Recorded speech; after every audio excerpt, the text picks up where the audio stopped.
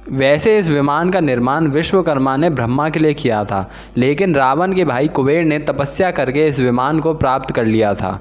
पुष्पक विमान धन के देवता कुबेर के पास हुआ करता था, लेकिन रावण ने इस विमान को और कुबेर की नगरी लंका पूरी को बलपूर्वक छीन लिया था।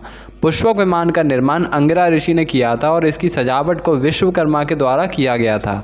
प्राचीन ग्रंथों के अनुसार ऐसा कहा जाता है कि ऐसे अनेक विमानों का उल्लेख मिलता है। विमान मुख्य रूप से दो प्रकार के होते थे।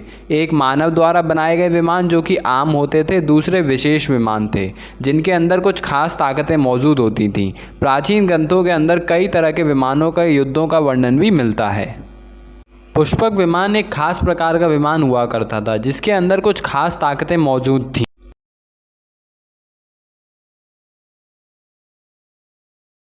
पुष्पक विमान के बारे में यह कहा जाता है कि यह मन की गति से उड़ा करता था। इसका स्वामी अपने मन से इस विमान को पूरी तरह से कंट्रोल कर सकता था। इसकी गति को मन से नियंत्रित किया जाता था।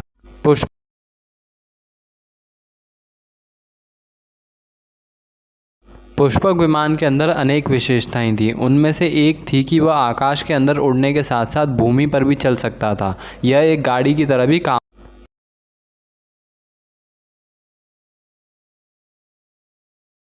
पुष्पक विमान केवल एक आकार के अंदर ही नहीं रहता था, उसका आकार भी बदल सकता था।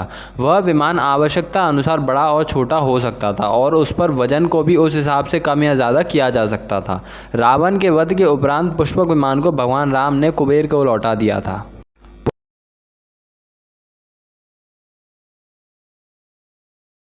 पुष्पक विमान की बनावट बहुत ही सुंदर थी। यह जब आकाश के अंदर उड़ता था तो स्वर्ण मेघ के समान लगता था। इसके चारों ओर हीरे और सोना को जड़ा गया था। इसके आगे एक हंस का चित्र बहुत ही सुंदर ढंग से कोरा गया था। इस विमान के ऊपर हाथी के आकार को भी उकेरा गया था जो देखने में बहुत सुंदर लगता था।